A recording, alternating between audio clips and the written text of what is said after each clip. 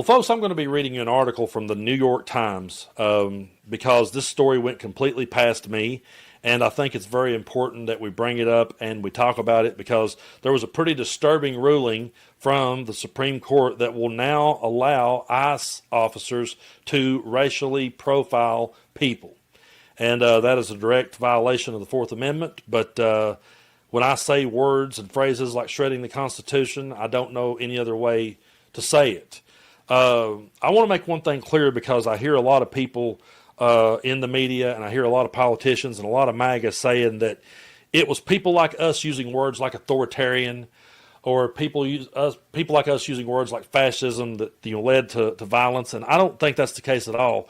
I think those things themselves is what led to the violence. And so I always want to make sure that people understand where I'm coming from. And I'm not just using these words to throw them around loosely. I'm throwing them out there because by definition, that's what they are. So before we read this article from the New York Times, I just want to remind you of what the definition of authoritarian is. Authoritarian is favoring strict obedience to authority, especially at the expense of personal freedom. So we're going to be reading an article here about how the Supreme Court ruled that people's personal freedom would be taken away and overlooked. Fascism, by definition, is a governmental system led by a dictator, having complete power, forcibly suppressing opposition and criticism, regimenting all industry, commerce, etc., and emphasizing an aggressive nationalism and often racism. I'm going to be quoting these definitions more as we go forward because it's always, well, you called us that. Well, only because this story I'm reading you in this ruling mirrors that. That's the only reason. So I want to bring this article up here from the New York Times and explain this ruling. So the Supreme Court decision on ICE and racial profiling explained. I can't believe, first of all, folks, that we live in a world 2025 where I'm actually reading a headline where it says racial profiling explained, but that's where we're at. The ruling allowed immigration agents to stop people for reasons that lower courts had deemed likely unconstitutional. So the Supreme Court on Monday overturned a federal judge's order that prohibited federal agents in Los Angeles from stopping people and questioning them about their immigration status based solely on factors like their ethnicity. The ruling is not the final word in the case, which stems from the Trump administration's attempt to carry out mass deportations. But the court's Republican-appointed majority will allow the government to continue using aggressive and unconstitutional, in the eyes of critics, tactics in immigration sweeps as the litigation slowly plays out. Here's a closer look. What does the ruling mean? So for now, federal agents in Los Angeles carrying out immigration crackdown can continue to decide which people to stop and at least briefly detain for questioning based solely on one or a combination of four factors that the lower court judge had deemed unconstitutional. Those factors are people's apparent race, the fact that they speak English or with an accent or speak Spanish, their presence at particular locations like farms or pickup sites for the day laborers, and the type of work that they do. For the Trump administration, that means federal agents can make stops to carry out the immigration crackdown without the potential chilling effect of fearing they could be accused of violating a court order or held in contempt.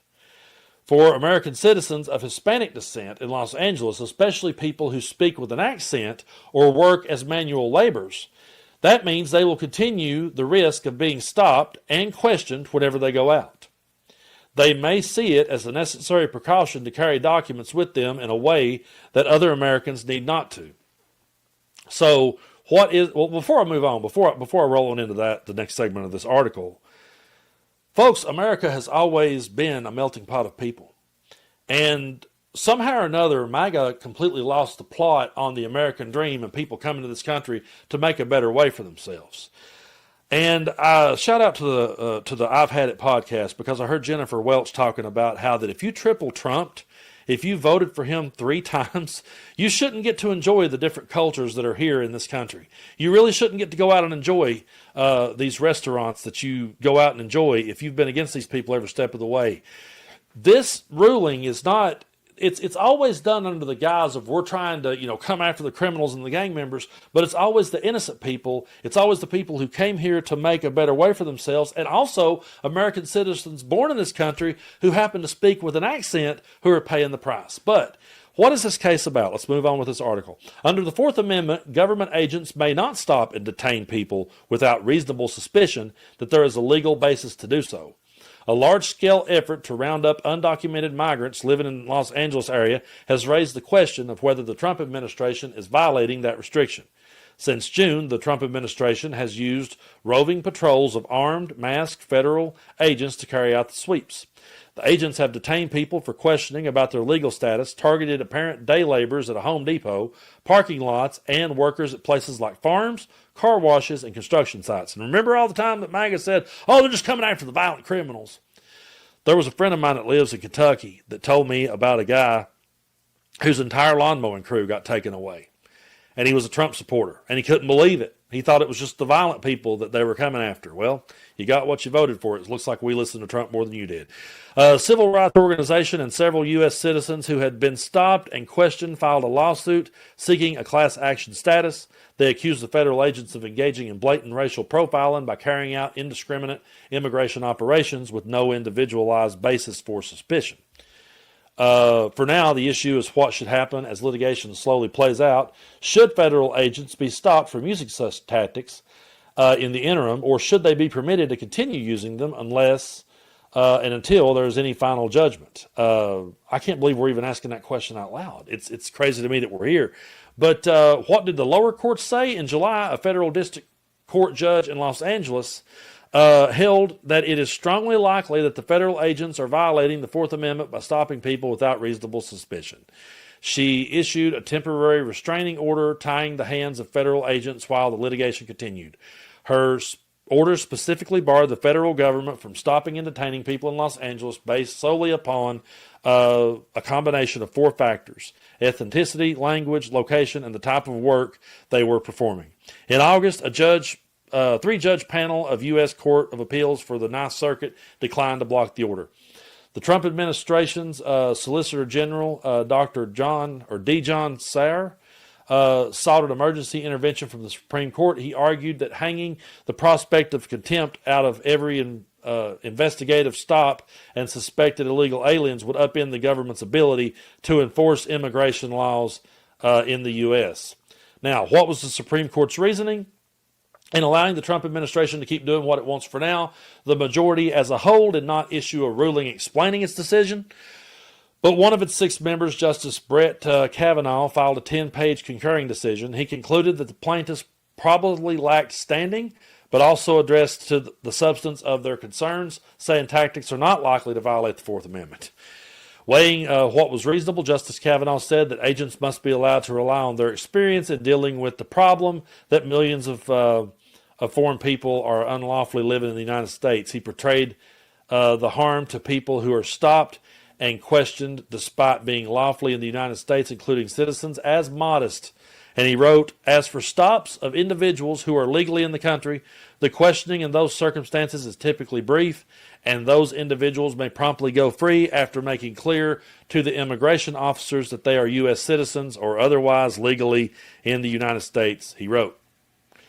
But we have seen people sent out of this country without due process, and no one bats an eye, and no one cares. But for all the people that wants to talk about the tyrannical government, how would those white people feel if they were being stopped because they were white?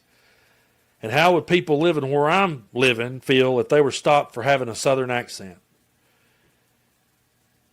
It's so easy for people to look over at another group of people that they either don't like, don't understand, or just flat out hate.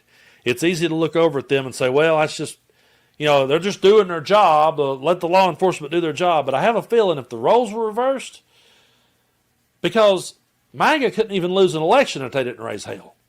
So I can't imagine what would happen if they were being stopped everywhere they went and they were being sent out of this country without due process. I can't imagine what they would be saying. But this is a very disturbing ruling to me, and I understand that people have to do their job, but This idea now that everyone needs immunity in order to be able to do it, it paves the way for authoritarianism. And by definition, what is authoritarianism? Favoring strict obedience to authority, especially at the expense of personal freedom.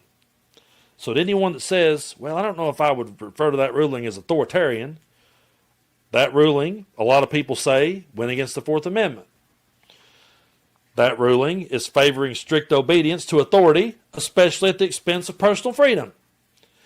There are people born in this country every day with an accent, and there's people born in this country every day. I can't believe I'm having to say this out loud in 2025. But there's brown people being born every day. I know that's hard for MAGA to believe. I can't believe we're here. I can't believe we're having to have these conversations, but we're just going to keep talking about it. And I'm always going to have the definitions here so people understand that I'm not calling these things to try to turn up the temperature. I'm actually trying to bring down the temperature by explaining to everyone what these words actually mean. And then you can be the judge for yourself as to who's turning up the temperature in the room. I always go to the top and I look at the president's Truth Social post and I see pictures, AI pictures of him saying Chicago about to learn about war. And I think that's turning up the temperature. But that's just me. According to them, I'm a radical for thinking that. But I do want to thank y'all so much for your support here on the channel. We're cruising toward 1 million subscribers. I hope we can get there by the end of the year. I do believe we can with your help. I really appreciate all of you for coming along on this wild and crazy ride with me. One of my heroes behind me here, Hunter Thompson, said, buy the ticket, take the ride. We got the ticket. This ride is bumpier than hell. And I have read every book he ever wrote, and more than once. And I have read about some of his drug-addled escapades. And I tried my damnedest to live up to some of them and experience them for myself. And I can tell you that the whole line the Grateful Dead said about what a lone, strange trip it's been, they never had a trip in their life as strange as the one that we're on right now. This has absolutely been the longest, strangest trip of my life. I've been drinking water. I've been drinking vitamin C. I've been trying to come down off this ride. We're still here. Not trying to make light of it, not trying to make a joke. I know I got a dark sense of humor, but fuck, we got to find a way at some point to take a deep breath, have a laugh when we can possibly find one, and keep moving forward, because Jerry Garcia, I hope you made it to the other side, and I hope it's just nothing but peace, love, and harmony. I hope it's a summer of love wherever you're at. But boy, you never seen a strange trip until you lived through 2025 America.